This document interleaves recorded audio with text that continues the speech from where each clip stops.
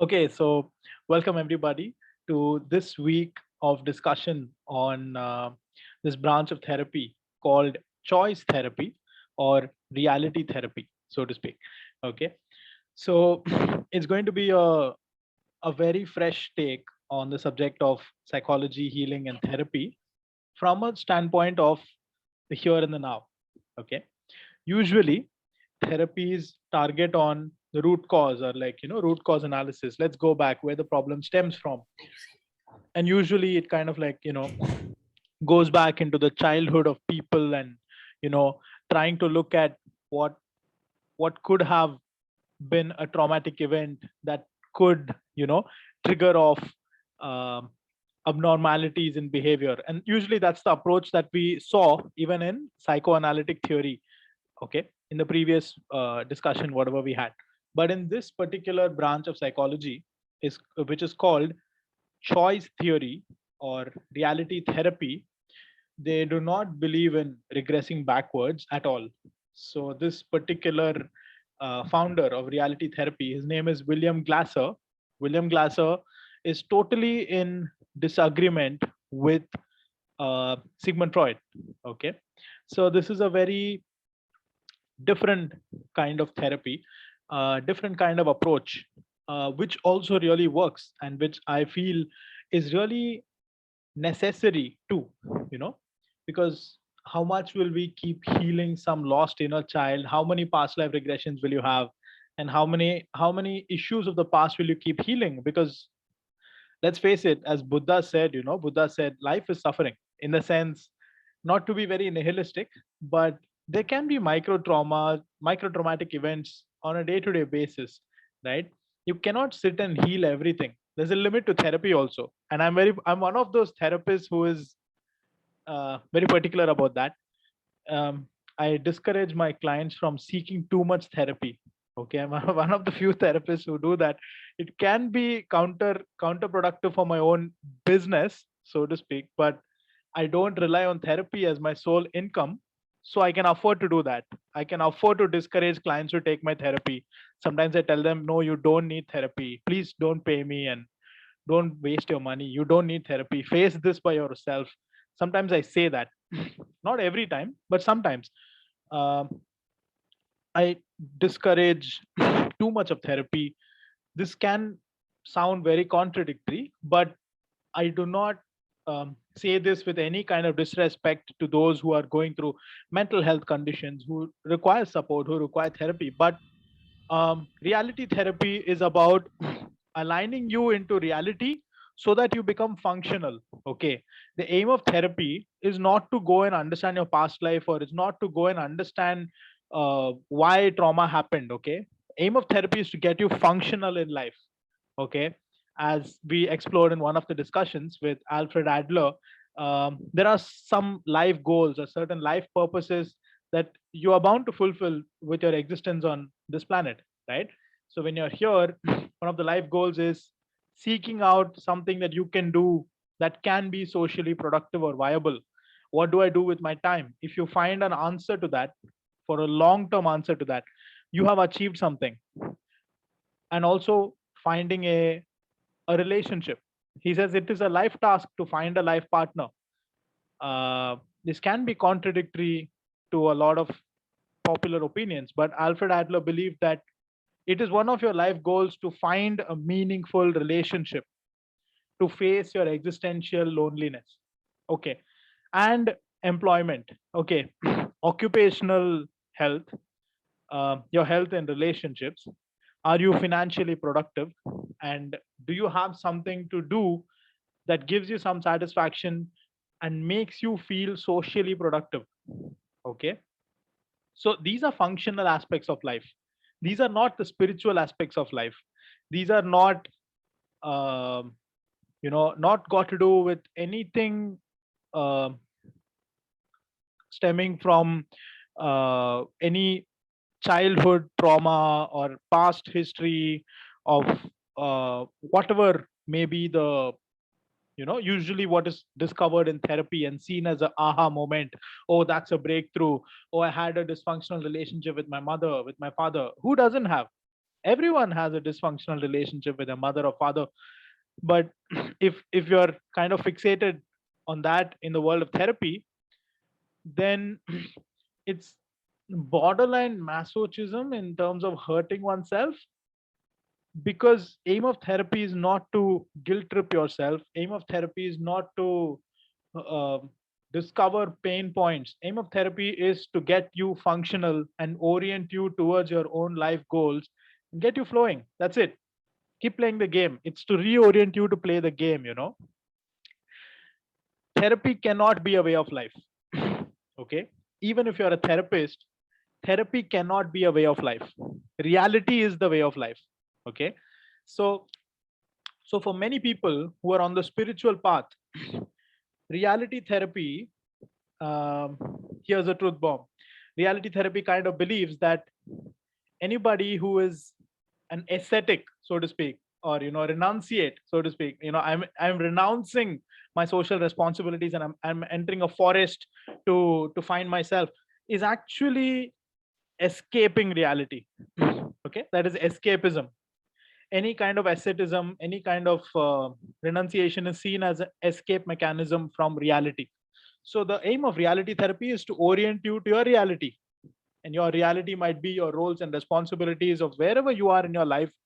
Either you are a student, or you're a homemaker, or you're a professional at workplace, or you have a life partner, or wherever you are. Any other work that is not enabling your um, position in your reality and improving your functionality, any other work is a distraction. Okay, anything that takes you away from your ground reality is seen as a distraction in this school of therapy. Okay, we have seen multiple schools of therapy so far. We started with existentialism, finding meaning, but the work of Viktor Frankl. We studied Adlerian therapy, moving from inferiority to significance. We looked at Gestalt therapy, which was about a lot to do with understanding the unspoken dynamics that happen in the physical and psychosomatic self. Then we looked at feminism in therapy, which is about looking at socio-political and socio-cultural agents as factors that contribute towards the stress of a person. Then we looked at psychoanalysis, which was going into the depths of unconscious mind and defense mechanisms, right? Which spoke about transference and countertransference and all of that. But this time we are looking at something very grounding, that is reality therapy, whose founder is William Glasser, and it's a beautiful, simple approach. Okay, so in this approach, there are fundamental questions. The first question is, what do you want? That's a confrontational question that you ask your client if you're a therapist. And if you're doing this for self work, you ask yourself, what do I want, or what do I want my life to look like, or in this situation wherever I'm at, what is my goal, right? Second question is, what am I doing to towards it, or just what am I doing, or what choices am I making, right? That is the second question. What do I want? What choices am I making? Third question is it helping? What do I want? What am I doing? Is it helping? Okay, is it helping me to achieve what I want? Okay, that's the third question. And the fourth question is, if it's not helping, would I like to make a change? Okay, these are the four questions that William Glasser used extensively with all of his clients. He had clients dealing with substance abuse, addictions, people who were dealing with problems of procrastination, wanted to increase their productivity, and all kinds of clients and all kinds of issues. And his simple approach was this, and he would create a therapeutic contract with the client. The client says, okay, I agree or I commit to making these particular changes, and he would either shake hands with them symbolically or metaphorically to seal that agreement, or ask them to write it, that I commit to doing this, I commit to these changes. And what he would say is, uh, oftentimes a therapist would have to be more committed to the client, to the change of the client, than the client themselves. Okay, so right when your client is about to give up, if you're a therapist, you might have to still stay committed and never give up on believing that change is possible. Okay, no matter where you are, no matter how difficult situations are, change is possible. That is the fundamental tenet of choice therapy or reality therapy.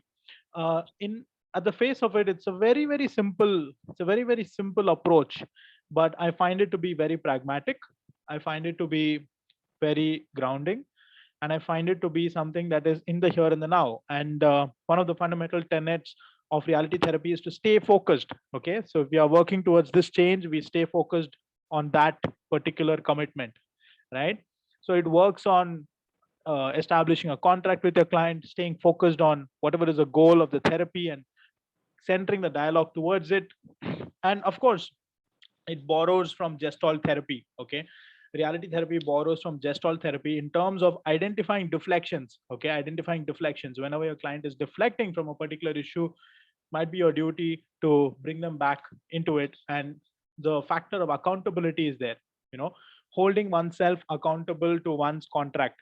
Okay, and only the contract.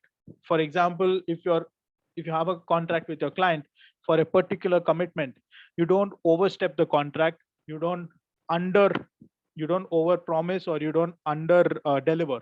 Okay, you deliver the contract, right? So these are some basic introductions towards reality therapy or choice therapy. And it's very relevant in day-to-day life, highly applicable for self-work. And you can ask yourself, what do I want my life to look like? What choices am I making right now? Are these choices in alignment with my goal? If yes, great. How does it get better? If not, how what other choices can I make? Right? So that's the approach of choice therapy, of looking at life as a set of choices rather than uh, looking at life as a reactive space of destiny playing out itself or whatever. It looks at, okay, I made that choice, maybe that's not working for me. Okay, what other choice can I make right now? So it works in that way, pragmatic approach. All right. So before we begin, so there's a book that I'm using as a guide towards our discussions, right? Counseling and Psychotherapy by Gerald Corey. Fantastic book, used in master's courses in so many colleges which teach counseling psychology. Um, and a warm welcome to everyone. Some of you are new here, some of you are familiar faces. We have had extensive discussions in the past. So I warmly welcome everybody: Anuradha, Nandini, Sudhriti, Sulakshna, Namrata, Beena, Sai Rishikesh, Ram, Sharon, Arti, Chaya, Anisha, Swati, Neha, Rajeshwari, Deepali, Vani, Kalpa, Natalia, Hema's iPhone. Okay. So before we begin, anyone wants to share anything, anyone wants to ask anything, feel free.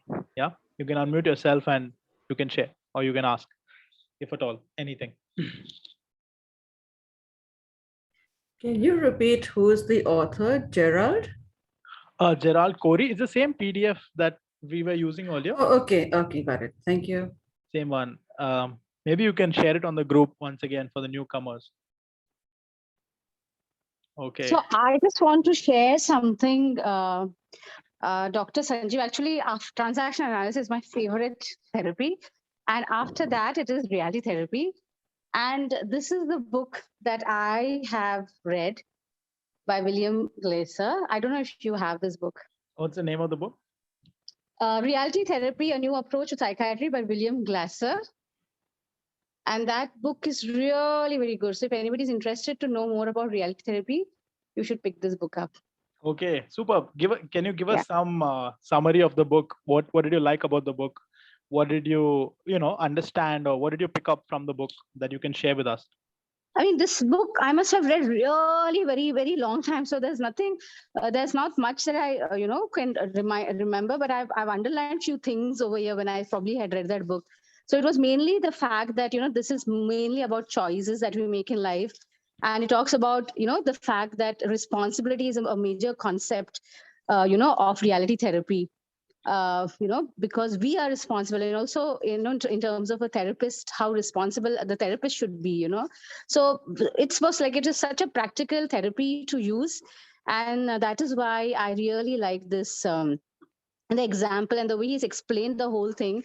And he's also, typically the book is about, I'm just trying to read the chapters, but it talks about how the treatment of seriously delinquent adolescent girls, hospital treatment for psychotic patients, office practice of reality therapy, application of reality therapy to the public schools. So you can see the different different places that reality therapy can be applied. So that is the reason I just thought I should mention it, because you mentioned, I was not sure what book you were referring to, and when you said, I thought you were really referring to this book, but so I just thought I should let you know about that. Okay, amazing, Yeah. amazing. And from the way you're sharing, I can make out how passionate you are about the I subject. am. And that's why I was so happy when you mentioned, because I'm like, first of all, transaction analysis, and you're so good at that. And now reality therapy. And I've not ever come across, anybody talking as much of about transaction analysis you have. And first time in my life, I'm attending a session on reality therapy, because it has always been my own work and my own research, because I love this therapy a lot, because of the practical aspect of it. Superb, superb. Thank you so much. Thank you so much So for thank sharing you, that. Dr. Sanjeev. I'm telling you, thank you so much. I'm sure this will be a very, very, very useful sessions for all of us who's attending this today. I hope so too. Thank you so much. With for that energy, great amount of enthusiasm for the subject, and extensive research already done. So very, very happy to have you on board, and feel free to contribute anytime. If there's anything you recall from the book, anything you want to share, just unmute yourself and share. And that's true for everybody. A lot of you are therapists already, and a lot of you have great knowledge. And if you have anything to share, or if you think something that you share might be of value to the group, just unmute yourself and say, I want to share something, and just go ahead, feel free. This is a safe space, and you know uh, don't worry, or don't feel shy. Okay. Okay, on that note, let me begin. Okay. Okay, host, can you allow me to share? I want to share screen. Is it possible for you to I have enable? to allow. Yes, I'll do that. Share. No, I'll make you the host now. Okay. I can do that. Yeah, you can make me the host. Yes, Okay, yes. perfect. Yes. Okay, thank you. Okay, so this man is on your screen, William Glasser. Can you see the face? Hmm.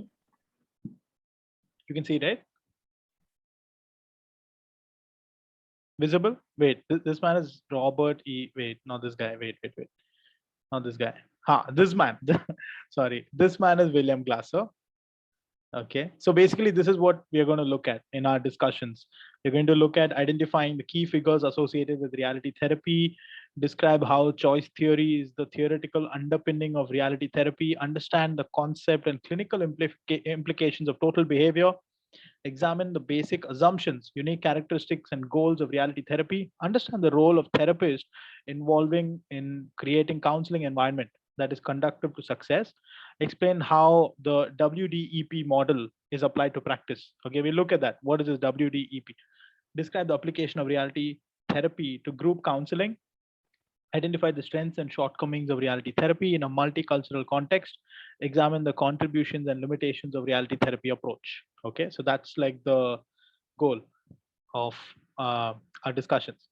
Okay, so I can see Kalpa's here. Hi Kalpa, welcome. Hi Vani, welcome. Hi Deepali, welcome. Okay. So, I was told not to make the book as the only thing that appears on the screen. I was asked to show my face more than the book. So I'm showing my face on the book on your screen, but I'll be reading out segments from the book and discussing them. Okay. All right.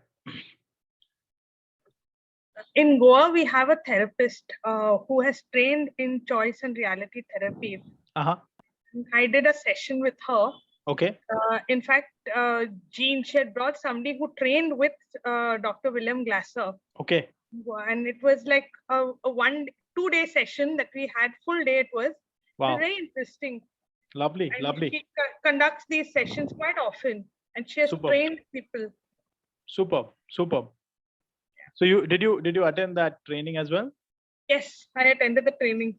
So any take home, any one take home you can share with us? She explained the 4 questions in the metaphor of the car, the 4 wheels of the car. Mhm, And mhm. I think that was very interesting. Nice. Okay. Okay. Thanks, Nandini, for sharing. Okay. So who's this man? Who's this person? William Glasser. William Glasser, born in 1925, was educated at Case Western Reserve University in Cleveland, Ohio. Initially, he was a chemical engineer. He turned into from chemical engineer, he turned to psychology. Wow. He did MA psychology in 1948 and then to psychiatry. He attended medical school. Oh my God. He attended after engineering, he did psychology and then he attended medical school and then did his MD in psychiatry. Wow.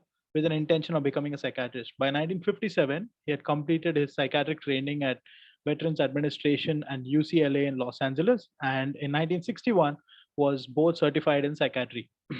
William Glasser was married to Naomi of 47 years, and she was very involved with William Glasser Institute until her death in 1992. In 1995, Glasser married. Oh, she died. Oh, sad. Glasser married Carlene, who is an instructor at the institute and co-author of several of his books. Okay, very early, Glasser rejected the Freudian model, partly due to his observation of psychoanalytically trained therapists. Okay, he had a problem with them. Observation of psychoanalytically trained therapists who did not seem to be implementing Freudian principles. Rather, they tended to hold people responsible for their behavior. Early in his career, Glasser was a psychiatrist at Ventura School, a prison, a school for girls operated by California Youth Authority. He became convinced that his psychoanalytic training was of limited utility in counseling these young people. Because if you start looking at how much dysfunction is there, especially this kind of population, they might have a lot of dysfunction, and only resolving dysfunction is not enough for somebody to move ahead in their life. They have to start taking choices, and you know, from these observations, Glasser thought it best to talk to the sane parts of the client and not to their disturbed side. Glasser was also influenced by G.L. Harrington, a psychiatrist and a mentor. Harrington believed in getting his patients involved in projects in the real world, and by the end of his residency, Glasser began to put together ideas that would later be known as reality therapy.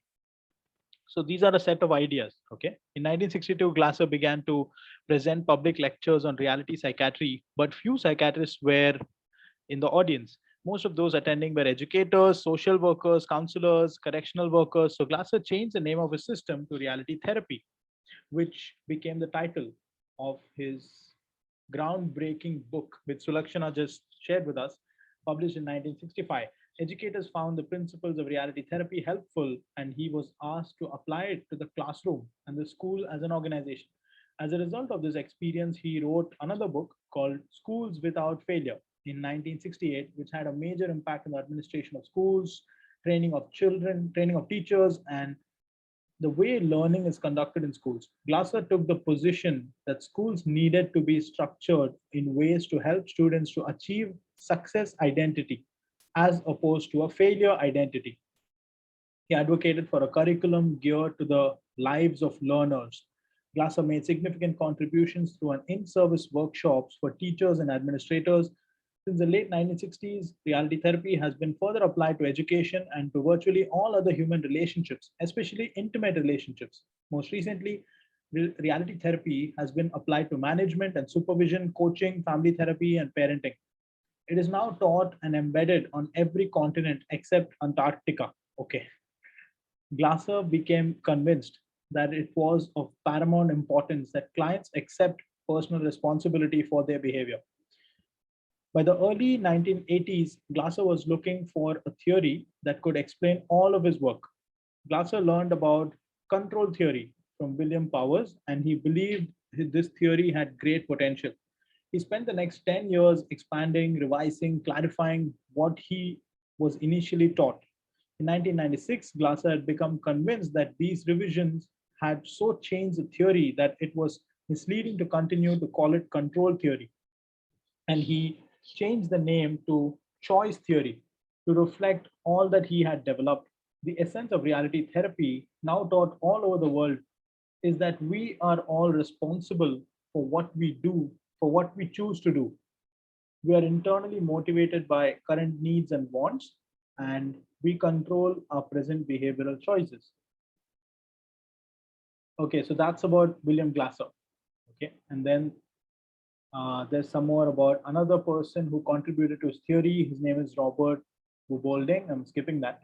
Okay, reality therapists believe the underlying problem for most clients is the same. They are either involved in the present unsatisfying relationship or lack what could be called a relationship. Many clients' problems are caused by their inability to connect, to get close to others, or to have a satisfying or successful relationship with at least one significant person in their life. The therapist guides clients towards a satisfying relationship and teaches them more effective ways of behaving. The more clients are able to connect with people, the greater chance they have to experience happiness.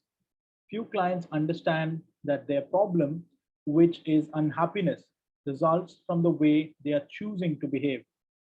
What they do not know is that they feel a great deal of pain if they are unhappy because they have been sent for counseling by someone with authority who's not satisfied with their behavior, typically a court official, school administrator, employer, spouse, or parent.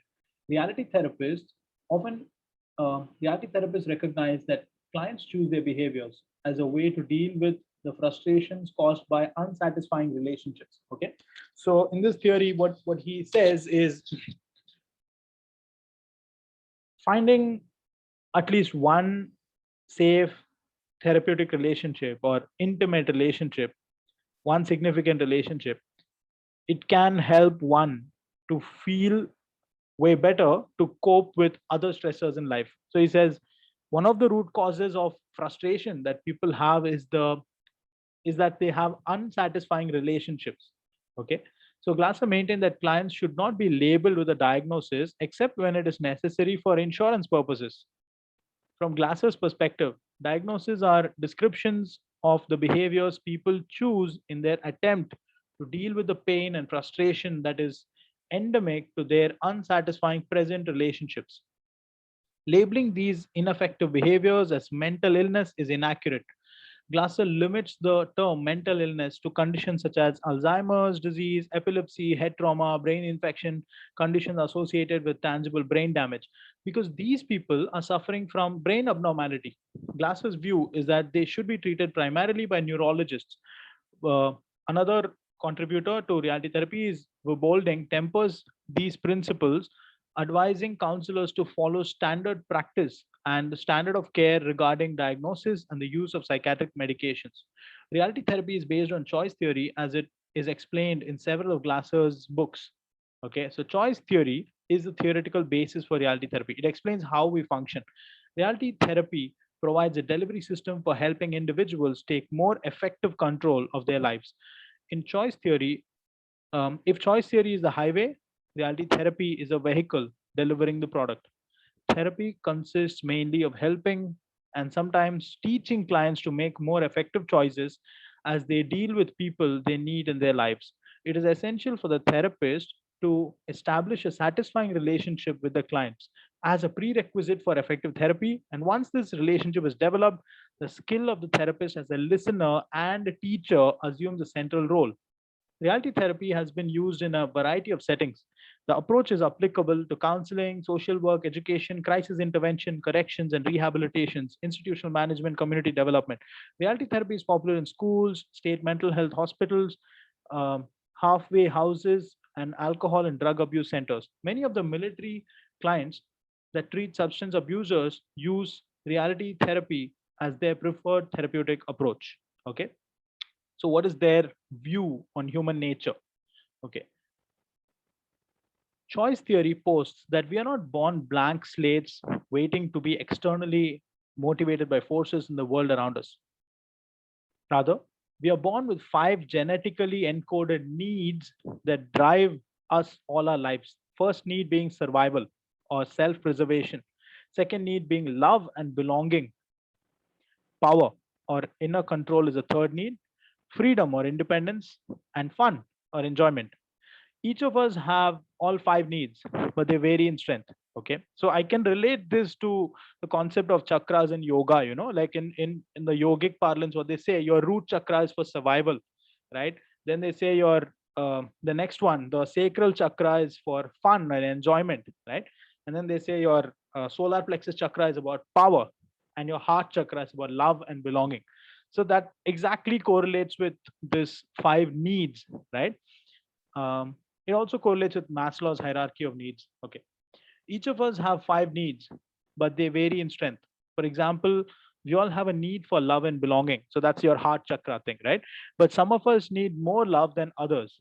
Choice theory is based on the premise that because we are by nature social creatures, we need to both receive and give love. Okay. Glasser believes that the need to love and to belong is the primary need because we need people to satisfy other needs. I mean, this makes sense to me a lot because from what I've studied about the chakras and all in yoga, they say that there are 2 aspects to a chakra, the front heart chakra and the back heart chakra.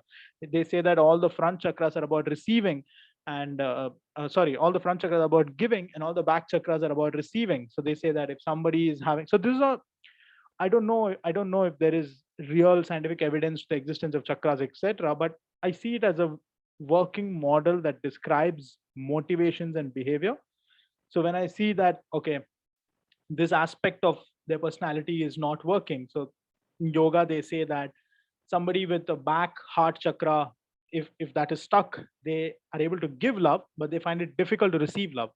So even reality therapy kind of believes that our needs, 5 basic needs, the root chakra, which is about survival, your sacral chakra, which is about pleasure and variety and adventure and fun, your solar plexus chakra, which is about power and significance, to be somebody who contributes or to be someone in this dominant hierarchy of society, right?